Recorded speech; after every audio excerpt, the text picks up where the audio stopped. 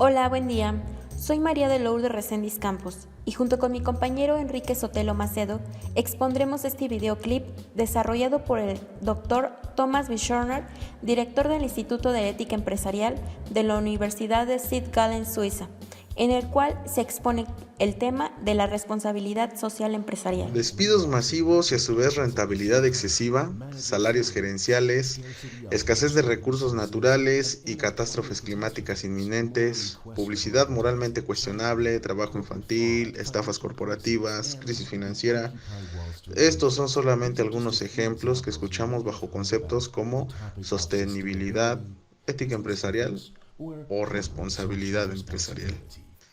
Estos temas dan lugar a que nos cuestionemos acerca de la justicia, tanto las generaciones de hoy como las futuras. Y es con esto que surge el primer cuestionamiento: ¿qué es la responsabilidad social empresarial, o en su forma abreviada, la RSE? Bueno, se los explicaré de una manera sencilla. Este señor estuvo en muchas noticias hace unos años atrás. En 2014, Angelo Ugolotti se enteró por investigadores que era presidente de la junta directiva de diferentes empresas constituidas por su empleador, la corporación lechera italiana Parmalat.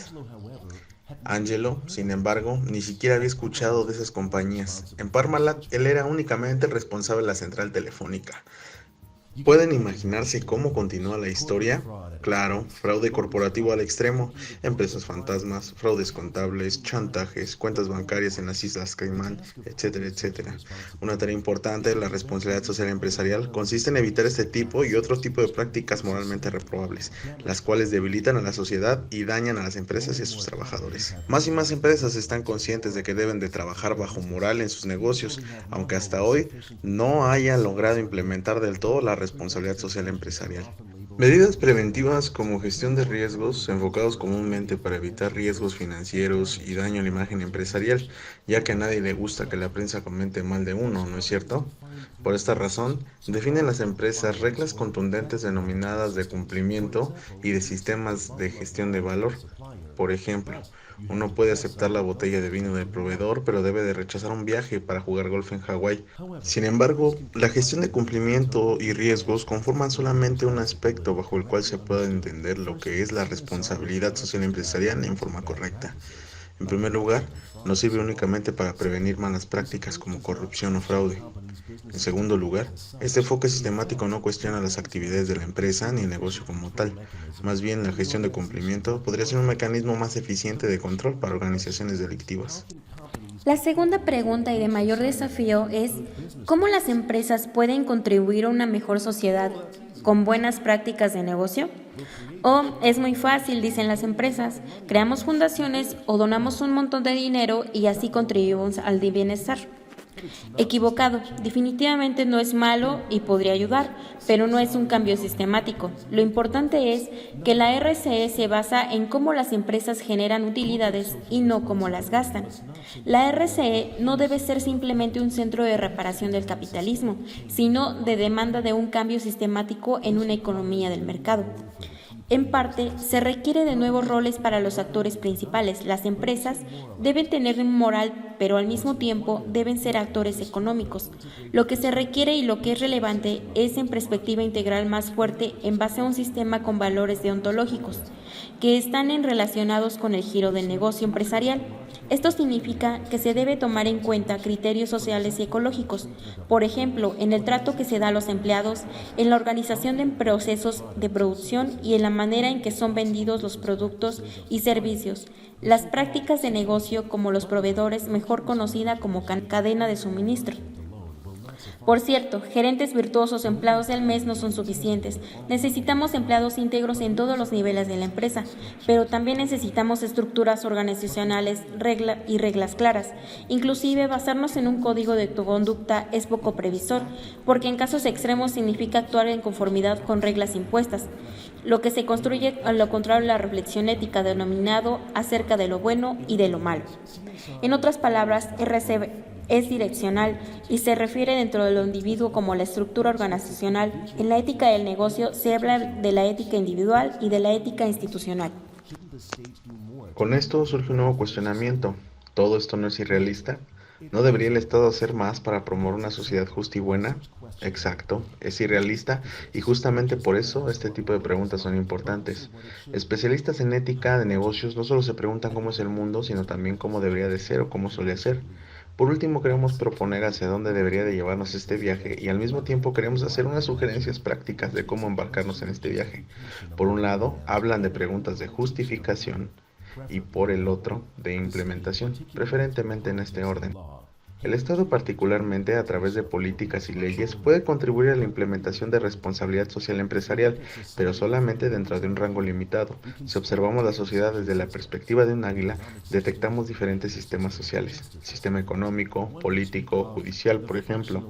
A estos podemos denominarlos como la funcionalidad diferenciada de la sociedad en la que vivimos. Hace 60 o 70 años, algunos economistas alemanes propusieron la idea que condujo al desarrollo de lo que hoy conocemos particularmente en Europa como la economía social del mercado. Pensar que una economía de mercado debería estar enmarcada en un marco que determina las reglas del juego, la idea es aún relevante, pero se ha convertido en algo muy dificultoso de confiar únicamente al Estado.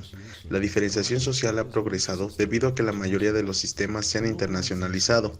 Globalización es la palabra mágica que aplica a la mayoría de los sistemas, pero no a todos.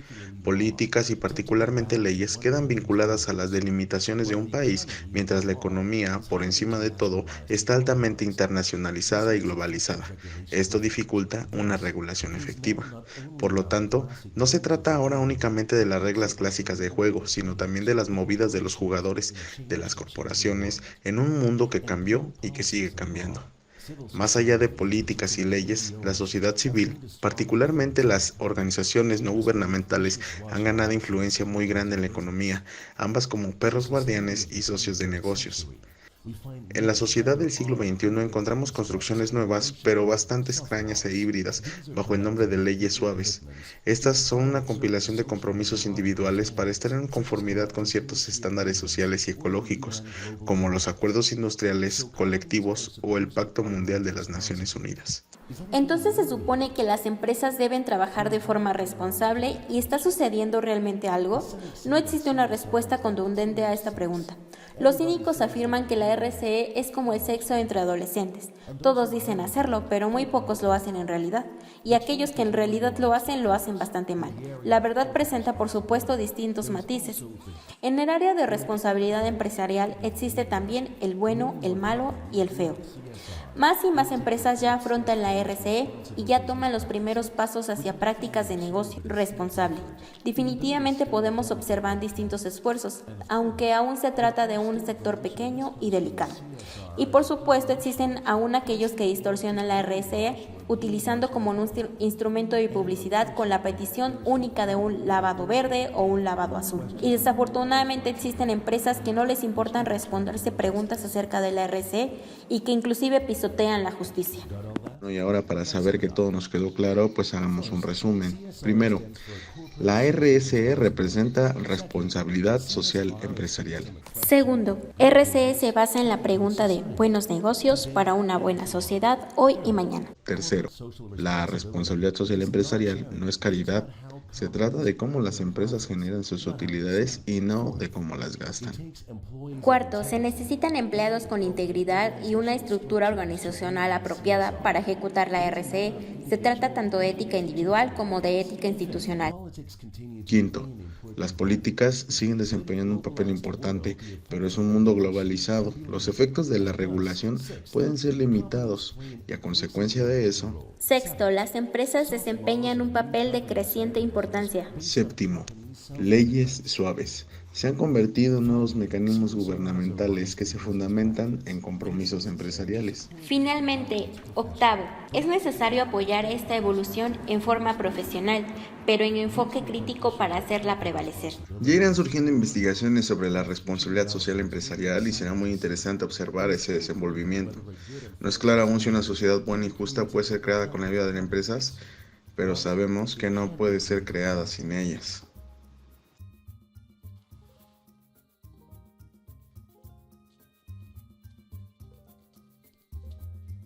Esperen, ella volverá. Oh, we almost forgot. O casi nos olvidamos. Además de la responsabilidad empresarial, también existe la responsabilidad del consumidor. Usted la puede practicar la próxima vez que vaya de compras y ya habrá más de nuestra parte sobre este tema. Gracias.